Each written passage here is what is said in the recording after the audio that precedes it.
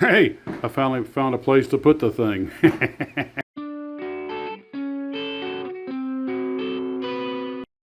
Well, good evening, Glue Troopers. Max's Models here. We got a lot to get into, so let's get going. First off, I got some more pictures of people's work areas, and it's always nice to see where you guys make the magic come to life. And as you send these pictures to me, I'll put them on videos from time to time as they trickle in. And also, some people were sending pictures of their stashes as well, which is always kind of an interesting thing to see. Today, I had a package in the mail from Jeff, and I believe that it's either Freeze or Fries. I'm not sure how you say that, but he sent me these vacuum formed 1 to 144 scale Boeing 377s. And he says in the letter, he goes, Max, you've been warned about a vacuum form, and it's like for anyone to take on the task of doing one. However, when these kits hit the market, a plastic kit of these subjects did not yet exist. So these two are for when you think that you're catching up with your builds. This item will put everything into slow and wondering how in the mix. I will be looking forward if you undertake the challenge of these kits. I'll hopefully get to them. He also sent me some prints, some Kodachrome prints of World War One art and some aviation history cards. Well, thank you for that, Jeff. I appreciate it. So today we went out, and my wife, for Father's Day, got me this little Wi-Fi speaker, so now I can listen to music off my phone through a real speaker while I'm working on the Tarbis. I did that today because I don't know if you guys know this, but my CD player and radio finally bit the dust, and I bit it hard. Anyway, that's a story in its own right, but I don't want to sail off on that tangent right now. But apparently, you can only drop those things on the floor so many times before they just quit working. Anyway, so that was great, and I got working on the C57D. And as you can tell by the change in the position of the shadows, these photos took place within the morning and through midday. And I got the paint job pretty much about as good as it's going to get. And I've said, okay, that's good enough. The seams look better, but the overall surface looks worse. No solutions, just trade-offs. So then I got to work on the inside of it, and I had already painted the floor. I was fitting those decals that I made, and I actually did wind up just gluing the paper prints that were going to be the basis of the decal floor. They fit fine. They stayed down. They look good, and it's going to be so dark in there you can't tell. So got to working on painting the little, well, they look like transporter pads, but it's for when they come out of hyperspace. And I found some online instructions on detailing the interior so I get everything right.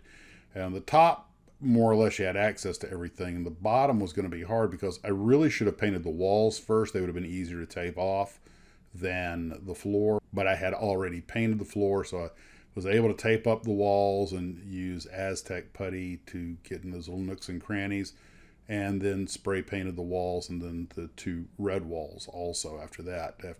And what I did was I on the lower section I decided to trace the thing and make a mask, which worked okay. It was better than wasting all that tape and everything, and it sort of worked. But I had to go in and touch up everything when I was done because there's always that bit of overspray and never quite get things sealed up as well as you thought.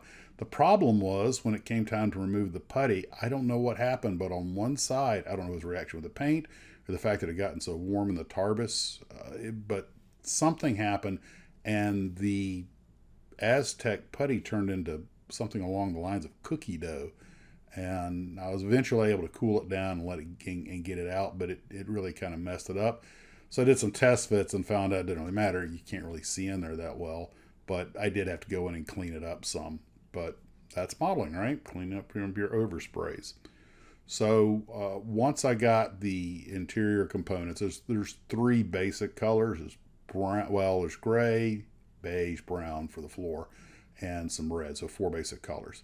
And when it came time to do the little pads, the little deceleration pads, I found some pretty old testers, enamel silver and gold, which is just what I needed. And you can tell by the price this stuff was bought quite a while ago. By golly, if it didn't work perfectly, it was the easiest part of the build. The paint flowed right off the brush, and it just not a problem. So managed to get a last couple of coats onto the saucer section, and once I was happy with it and it had dried sufficiently, I got the bottom done, and it's pretty much painted. It does look rough, but you know what? That's what we're going with. And although I did clean up some of the seams, some of the impressions that were left on the surface, like I say, it's a trade-off.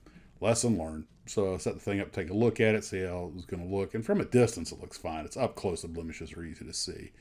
And got working on the other components like the steps.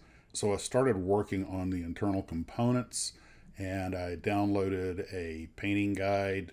I think it was from Cult TV Man.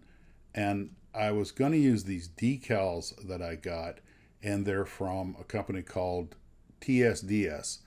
And I'm glad that they're making these decals, but unfortunately, they are just flat representations. When you lay them over the three-dimensional surfaces, they have some issues. And if you were to sand everything down flat, you could put the decals on without too much trouble. They're extremely thin, and they fold very easily and are hard to unfold. And they're on a clear transfer, so you have to paint the backing. They won't show over dark colors. Enough saw was set, and they sort of started sinking into the sections where they were raised. But getting them to lay flat or to lay and not fold up as they did it was really tricky. They were really hard to work with. And you only had one or two shots at it before the ink or whatever was on them started to dissolve off. In fact, I did it several times, if you just touch them once you've soaked them in water. Now, the good thing is it doesn't take long for them to loosen up and slide right off. But you just touch it with your thumbnail or something, you'll scratch the ink right off.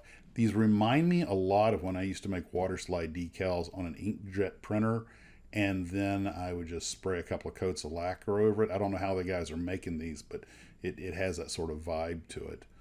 But I did manage to get them most of them in place. I still got some to put on tomorrow, and they'll help it pop a little bit. But overall, I am not impressed with my work on this. I did it in the wrong order, got way too into the weeds on it.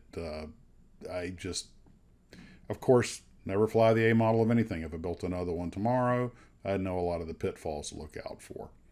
But I did hand paint a lot of stuff, which made life easier when it came time to put on the decals. And what can I say? Live and learn. The kit itself is okay, but it would have been a lot easier if the floor was a separate piece. But you know what? That's me. At the end of the day, looking at all the pieces, I was like, well, they look okay. It's 1/72 scale. And I looked up at the flying saucer sitting on the glass cabinet, and I was like, it's on there securely, but I think I'm just going to hang it on the wall overnight. You can find a good solid nail and just hang it up there. I just don't want to come back tomorrow and find the thing on the floor for some reason. All right, guys. Well, that's what we've got for right now. Again, I want to thank Jeff for the nice gift. And I want to thank everyone for the pictures of your stashes and your build areas. You take care of yourselves. We'll talk to you later. And as always, model on.